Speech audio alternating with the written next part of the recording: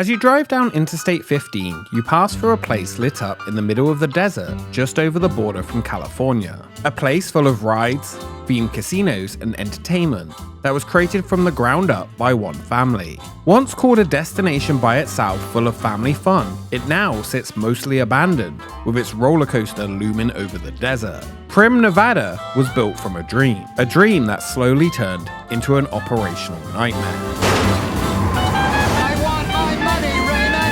Just 30 minutes down I-15 is all the fun without the crowds and the cost. 3 great hotel casinos, 4,200 slots, canned restaurants. And the world's highest, fastest roller coaster. It's a must stop. Hey, where the hell do you think you're going? Prim is off limits. I want my money!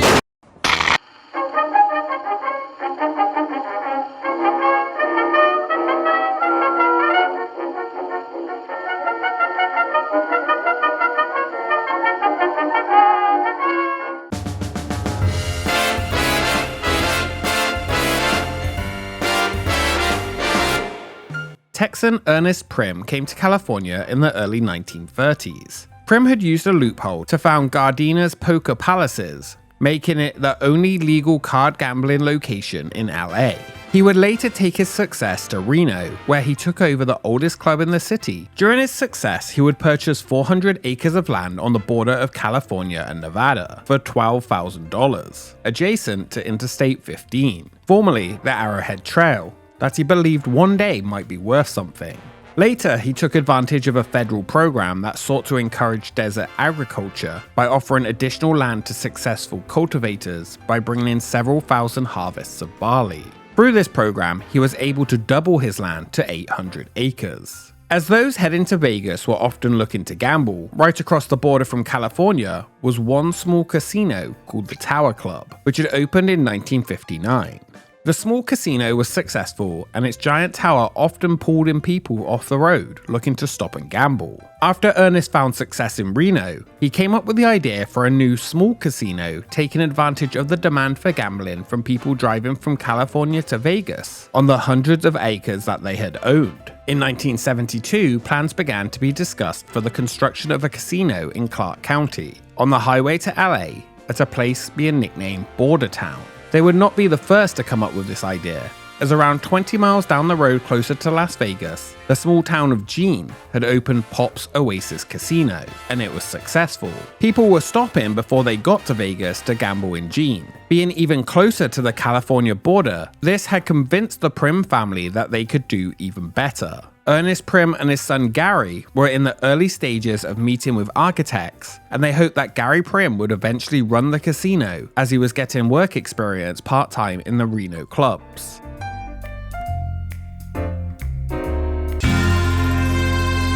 This hotel idea would eventually become Whiskey Pete's Casino, opening in 1977. Very much like what had been a success in Jean, they took a gas station and store quick stop and added a small casino to keep people longer. Themed after an 1800s mining town, it will be named after Pete McIntyre, who ran a gas and convenience store in the area, but turned to bootlegging when he couldn't get enough money. He became known as Whiskey Pete. According to a legend, when Whiskey Pete died in the 1930s, he requested that his body be buried standing up, overlooking the area with a bottle of whiskey in his hand. The Primm family's new small family-run motel had only 12 rooms, more than 12 slot machines, and a gas station. Not too much would be thought of the area other than it was a quick stop with a few slot machines. It would remain this way until during the 1980s, with Gary Primm now leading the family interests after Ernest Primm had passed away. Over in Jean, the Gold Strike Casino had opened in 1987. The hotel casino was hugely popular, and now people were stopping in Jean more than ever. Again, Gary Primm wanted to take that idea that was working and make it even bigger. State Line had one other small casino in town, that 1959 Tower Club. To avoid competition, Gary Primm would purchase it and reopened it as Cactus Kate's Casino in 1984. It was designed to complement Whiskey Pete's, the first place you could stop to gamble on your trip, or the last before you left if you wanted to try your hand one more time. By the end of the 1980s, Whiskey Pete's was expanding drastically, now featuring 258 rooms, 3 restaurants, a truck stop, and a 60,000 square foot casino. The friendly competition with Gene continued, and it pushed them again to further expand to keep people stopping there rather than at the state border. Gene would now add a big, extravagant, classic-themed 303-room hotel to lure people in. It would be called Nevada Landing, not to be outdone by the themed Nevada Landing Casino. During 1989, Whiskey Pete's Casino was granted a multi-million-dollar loan to construct a new $36 million casino across the freeway from the original location. The Primadona Hotel and Casino, a 300-room resort, would be themed around a turn-of-the-century American fun fair and would include the first rides for the area, a 90-foot-tall Ferris wheel, and an indoor carousel with animatronic figures. When completed, it would also have a 60,000 square foot casino, a monorail to connect it to Whiskey Pete's, and employ 1,000 people. Most of those people employed in both Gene and State Line came from Las Vegas to work. Gene had a population of 0, and nobody lived there. In State Line, there was only a small trailer park for those to live in.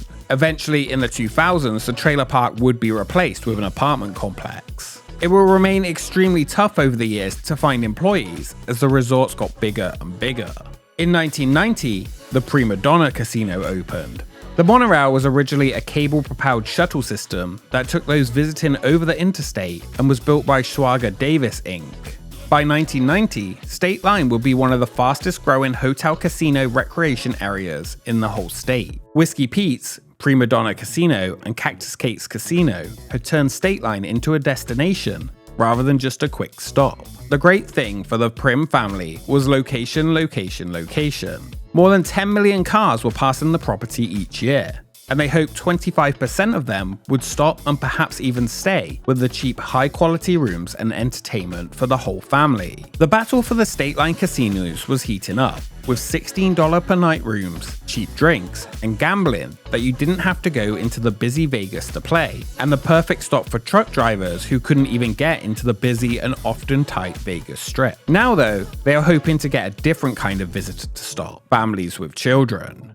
As Las Vegas was entering its family-friendly era, so too would the casinos on the border. Inspired by what was started with Circus and the increasing amount of attractions being offered in Vegas for families, they wanted to offer a new place for kids and become a place on the interstate that families could stop off at and have something for everyone. Their plan was to not stop in the next decade, and Gary Primm said that they wanted to use the 800 acres of the area to build a water park, amusement park, apartments, and continue to add rooms onto the hotels, saying that it would become a destination by itself, and he could see a future where you saw a steady stream of hotel casinos lining Interstate 15 from State Line all the way to Vegas. Over the years, Primadona and Whiskey Pete's would continue to expand. In 1991, Cactus Kate's Casino closed and would be demolished to make way for something bigger.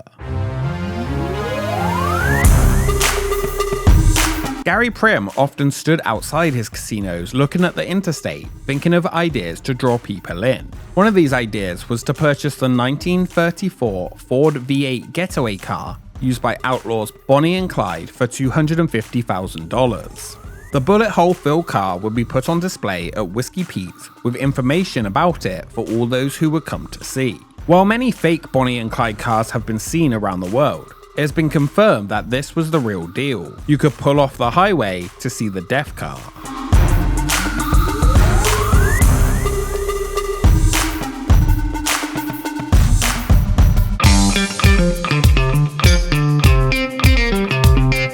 In July 1993, a groundbreaking ceremony was held on the former site of Cactus Kate's Casino. The yet-to-be-named $85 million Western-themed hotel would be the third mega-resort in State Line. While moving ground for the new casino, skeletal remains were discovered. It was believed these were the remains of Whiskey Pete himself. He was reburied inside a nearby cave. In reality, the coffin did not contain any whiskey, guns, or was even slanted at all. I like to think maybe this wasn't Pete and the legend lives on. While this story has been told over and over, it has become enough to be legend. In reality, Pete was far from the cartoon character seen as the mascot of Whiskey Pete.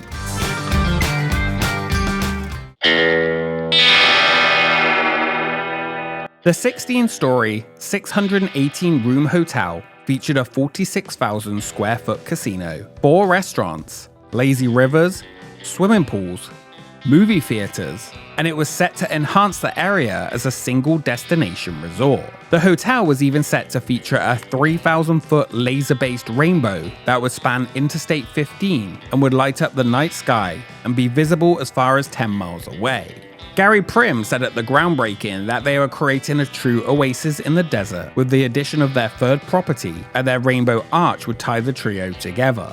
He added it would also feature some other attractions, a water flume ride that would blast through a man-made mountain, and the tallest and one of the fastest roller coasters in the world that would travel through an Old West haunted house and throughout the exterior of the property. They said it would all be complete by the summer of 1994. When Buffalo Bill's casino opened, it featured that sprawling 46,000 square foot casino that was called Disney-esque, with quaint Old West storefronts, a children's-sized train atop railroad tracks suspended from the ceiling, robot cowboys strumming guitars in a huge gnarled oak tree, built by the same scenic designers who had created E.T. Adventure, and wisecracking buzzards surveying the crowd below, made by Garnet Hole. To make sure Buffalo Bill's was a must-visit, Gary Primm had an idea. The whole hotel was designed to appear to Southern California's drive into Vegas, and one thing they had plenty of in Southern California was theme parks and rides. He wanted to make the biggest ride of them all, and to do so, he would contact legendary roller coaster company Aerodynamics to make something as visible as possible. You would think that the most exciting amusement park attractions are only found in the major cities, not out here in the middle of the desert. Well, I'm here at Buffalo Bill's Resort and Casino, located just outside of Las Vegas on the California-Nevada border, and you won't believe what they're offering for the first time this year. They call it the Desperado, and it's being billed as the fastest and tallest roller coaster in the world.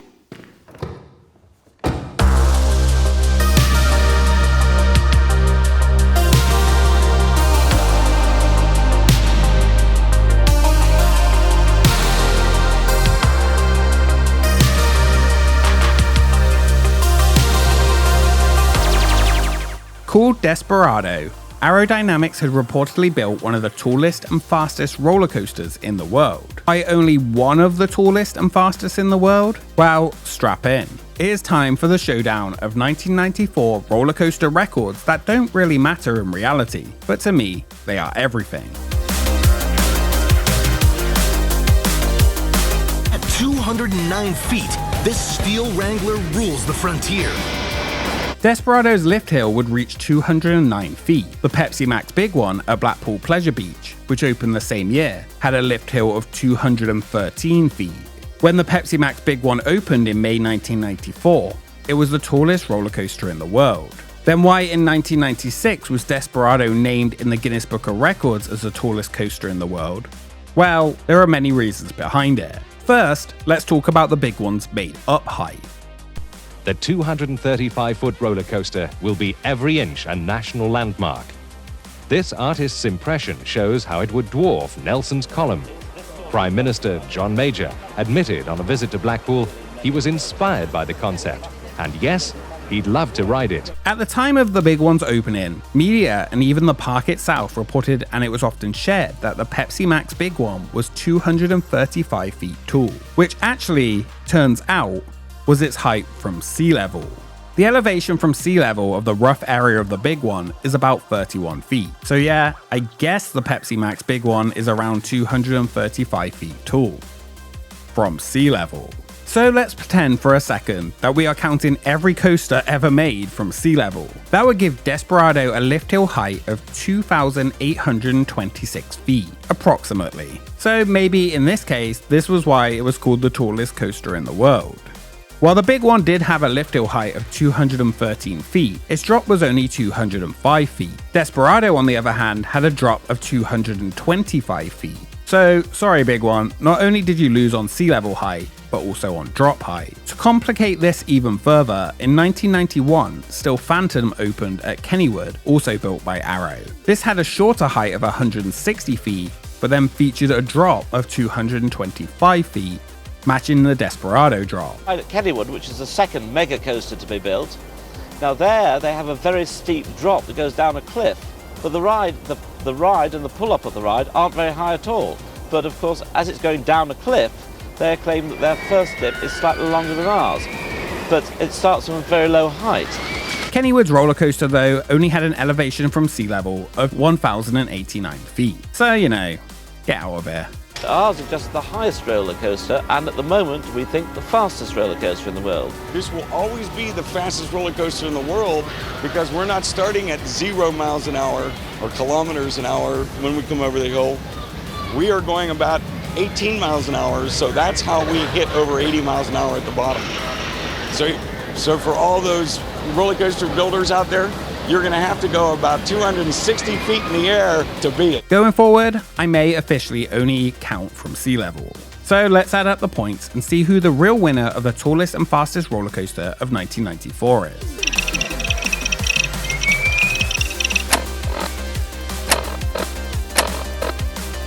And the winner is, well, I guess the Pepsi Max big one, because I am British and that is the rule. And 2, it actually did have the highest lift hill. Arrow could have just made this simple by putting just a few extra feet on Desperado, but you know, this is Arrow, nothing is simple with them.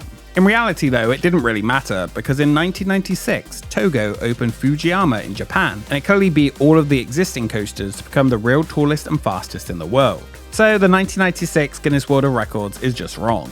In the casino, you could pay $3 to ride the 10 million Desperado roller coaster that not only did go up over 200 feet, but through a Wild West casino. And the combination of those two things, you can't really top that in my opinion. The $10 million Desperado would see 330,000 people stop to ride it within the first 3 months. With 5,843 feet of track, it was a long ride that took 2 minutes 43 through the casino, and by the end of 1994, 1 million people had been on it. Within the resort, you also found multiple other attractions. We've come a long way since I started in this thing.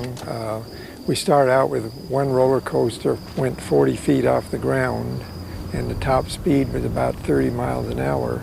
And it was a pretty exciting coaster because it had sharp corners and things like that. We hadn't learned a great deal about turning and curving and what happens to the people when you do some of these things. Nearby, you could spend an additional $3 to ride the log ride, Adventure Canyon Log Flume. This would be the first interactive log ride in the world, and the first to travel through a casino. As you boarded, you were handed electronic guns to use during the ride, and you could shoot targets throughout. It featured a 35-foot drop, and multiple areas the water ride would interact with Desperado. As you floated through the Old West scenes, you could shoot at the animatronics and targets with your gun, causing effects to display such as outlaws shooting back. Eventually, the interactive element was just abandoned, and the log flume remained open, with its targets everywhere, but you were not given the guns anymore. The idea had not been as solid as first thought, as people would often drop the guns into the water and they would break, or even take them as they left the ride. There were many times the ride would just not open for the day, and it was often unknown if visiting for years if it would operate or not. Inside, there was also the Ghost Town Motion Theater, featuring 2 simulator rides with different movies. The Matt State Line Express ride, which would be a child-sized train that would travel through the casino giving train rides. A second monorail was also added that would take those from Primadona over to Buffalo Bills. It was again designed by Schwager Davis Inc., and it was built using the SDI Unitrack in a period of 14 months, opening in 1999 using all-new self-propel technology. In addition to the resort, there would also be the giant 6,500-seat arena added, called the Star of the Desert, where big-name acts would play, and it was added shortly after the resort's opening. People originally were skeptical about Primm, and if it would lack the variety of a trip to Vegas. But here, when they got bored, they could just hop on one of the monorails to one of the other 2 casinos. It was soon to be called the Strip without the hubbub, an oasis with everything you needed for a gambling and also family vacation. The family-friendly era had left Vegas and spread to the desert. You hit the big jackpot, Ray.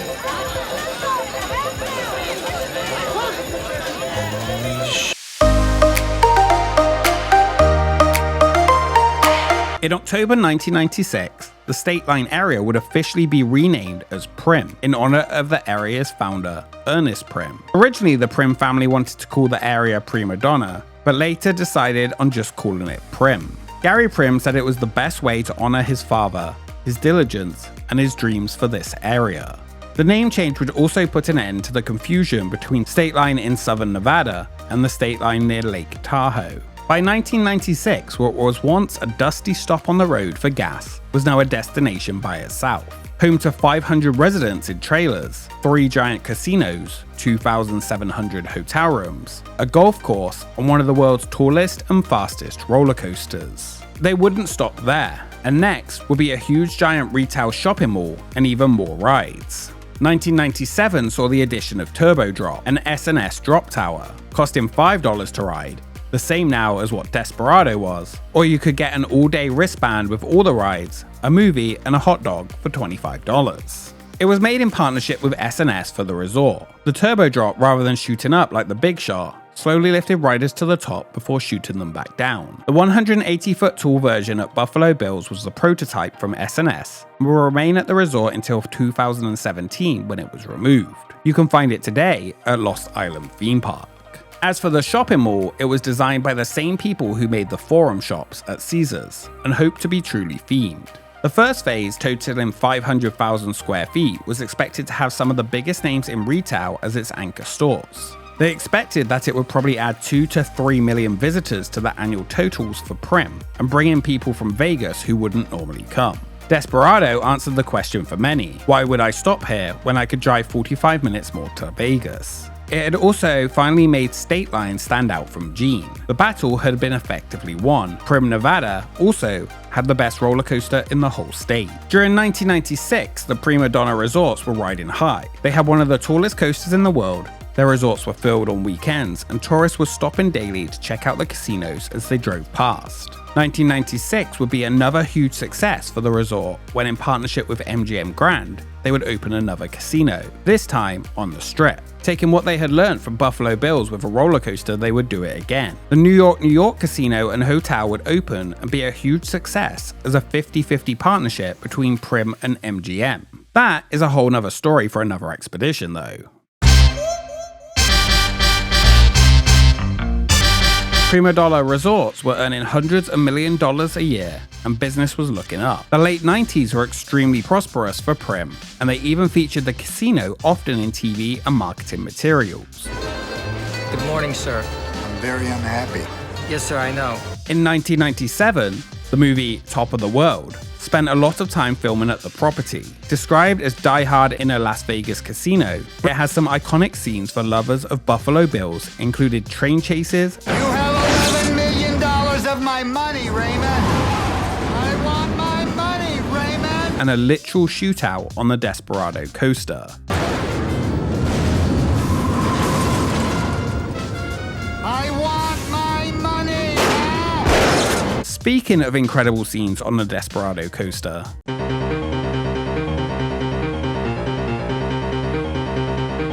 during February 1999, a TV special aired called Top Secret, starring magician Lance Burton. According to the reports beforehand, Lance Burton would be tied to the tracks of Desperado to narrowly escape seconds before the train hit him.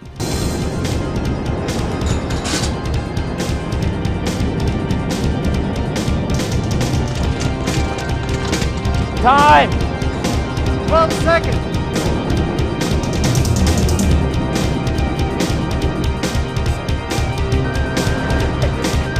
Many call this fake, as it looks edited to make it look more dangerous than it is. But to them, I say,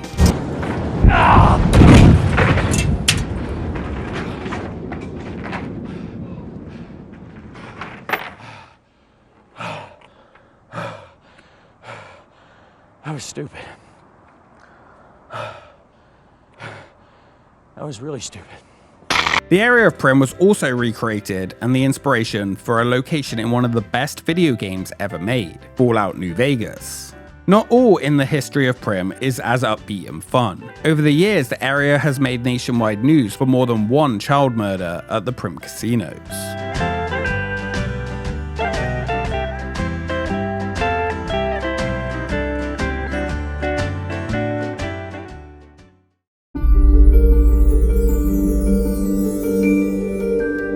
Primm was the new hot thing, until it wasn't. The problem was that filling 2,700 rooms a night outside of Vegas on the border would not continue to be as easy as it originally seemed. During 1998, as Las Vegas was changing again and moving away from the friendly family cheap stays, the future of Primm began to look worrying. After working with MGM on New York, the Primm family decided to merge their company with MGM. Primadona Resorts debts were rising. They had taken out huge loans to build the casinos, and one of the deciding factors was said to be the gaming expansion in California that continued to take away visitors from Whiskey Pete's, Buffalo Bills, and Primm Valley Resort at the border.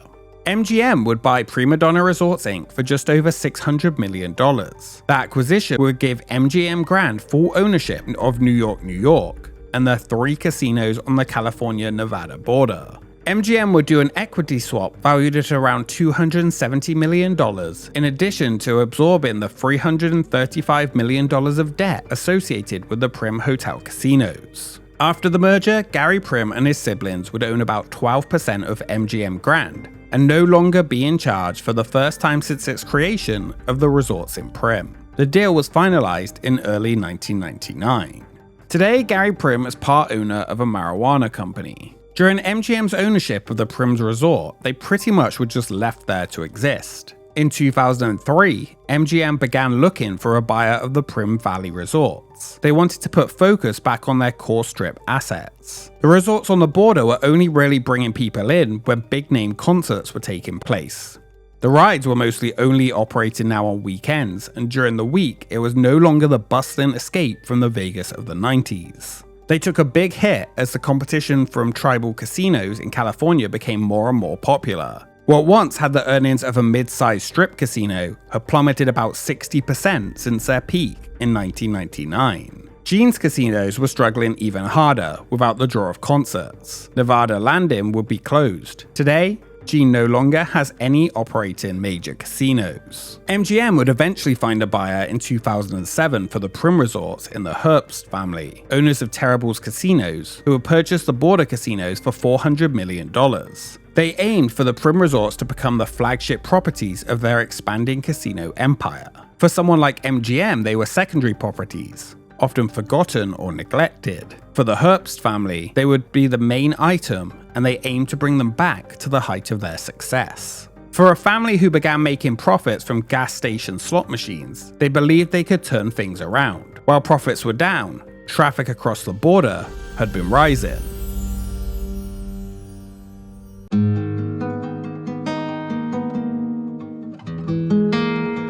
To try and bring people back, they would expand the shopping mall and plan to build the largest cowboy sign in Nevada to bring people in, as well as upgrading the resort's slot offerings. The resort's name was changed to Terrible's Resort and Casino in 2007. By 2009, Herbst had filed for bankruptcy, resulting in them losing control of their 15 casinos. Nothing had really changed at the Primm resorts. They had been in trouble ever since purchasing the resorts, and just 2 years later would lose them. During 2010, Buffalo Bills will be closed fully for renovations of the casino and all resort rooms. Only the concert series at the arena would remain. The resorts would continue to operate under the new name for Herbst Gaming, Affinity Gaming, after the departure of the Herbst family members and exited bankruptcy. It would mark a fresh start with a new identity, a new board of directors, and new management. They would also drop the Terrible's name and go back to using the Primm Valley Resort. The new aim would be attract California's Hispanic population with bush packages, Latino musical acts, and bilingual dealers. Once the $8.5 million upgrades were complete, with new furniture from the Fontainebleau fire sale, Buffalo Bills reopened, and once again hopes were high for the area, and something unexpected would help generate profits. With Nevada not having a lottery, Primm Valley Resort just over the border in California would open a small store, the Primm Valley Casino Resort's Lotto Store. Since it was located just inside California, hundreds and hundreds of people were making the drive out to Primm to purchase lottery tickets. It was the closest option for those in Vegas who wanted a shot at the jackpot. People would wait hours in line to buy their ticket and get a chance of entering the California lottery, with ticket sales being hundreds and hundreds of thousands per day. Many of those coming would also stop into the resort to try their luck at gambling. After Affinity took over, not much would really change over the years in Primm. The rides continued to operate occasionally. The hotels were busy for concerts but empty outside of them, and the area would never reach the success of the 90s and its boom ever again.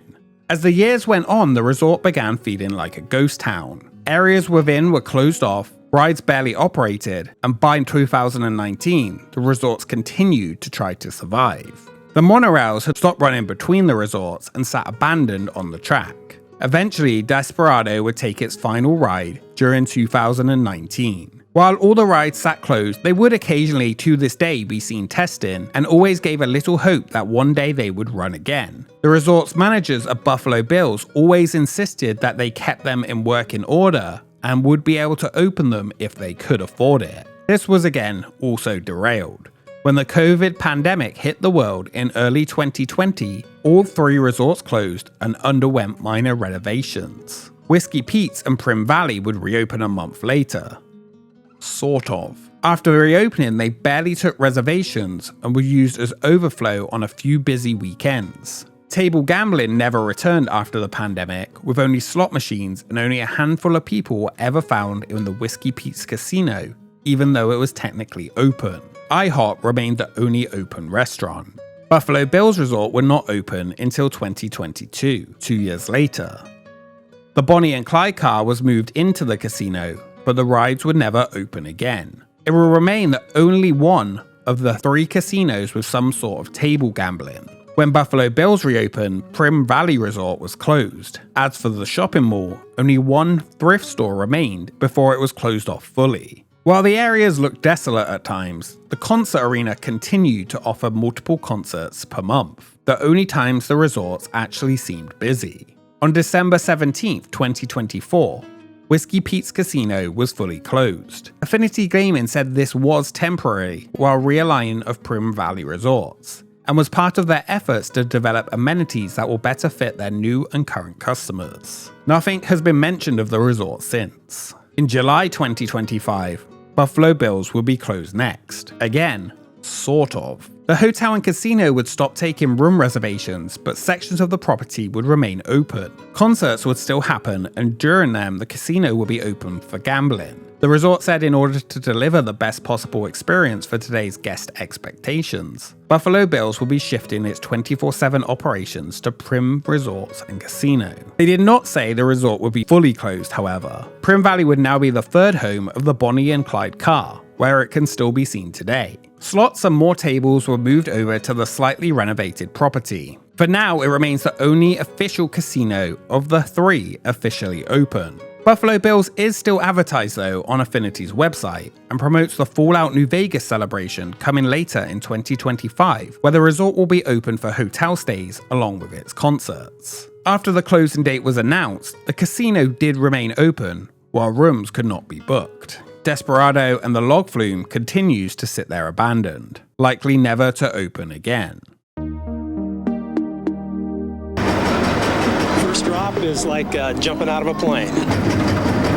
You just go. Catch a ride out of town on Desperado, the world's tallest, fastest roller coaster. It's a heart stop. I thought my heart was gonna explode. NBC's Today Show called it one of the wildest rides you can take, if you can take it.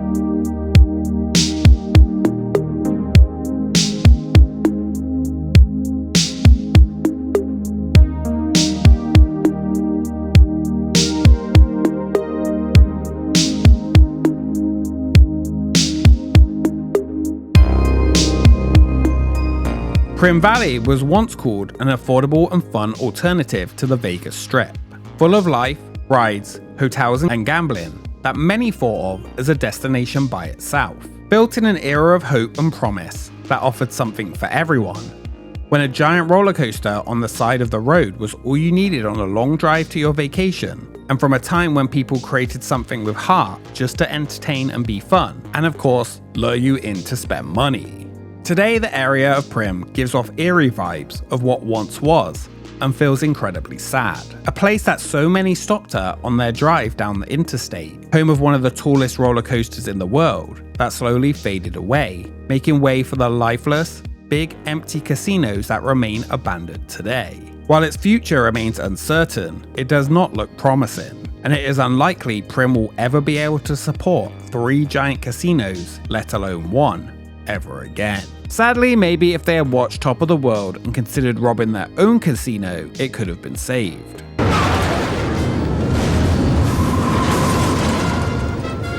I want my money! Thank you so much for watching this episode of Expedition Extinct. If you enjoyed it, make sure you subscribe to join the expedition and follow us on social media for updates on upcoming episodes. A special thank you to our patrons for supporting the channel, and we will see you next time. I like to think of roller coasters as a lot more than just a mechanical system. I still feel there's a lot of room for artistic expression, and that when the things are finished, they're beautiful.